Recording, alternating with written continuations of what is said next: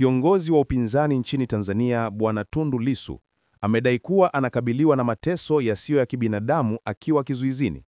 Akifafanua hali yake, Lissu alisema alifungiwa peke yake baada ya wafungwa wenzake kuondolewa katika seli yake, akieleza hatua hiyo ya kutengwa kama jaribio la moja kwa moja la kumvunja moyo na kumdhoofisha.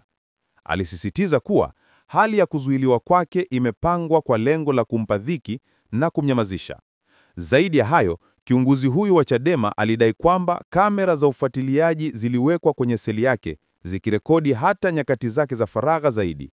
Licha ya dhiki na hali hii ngumu, Bwana Lissu aliahidi kuendelea kuwa shupavu.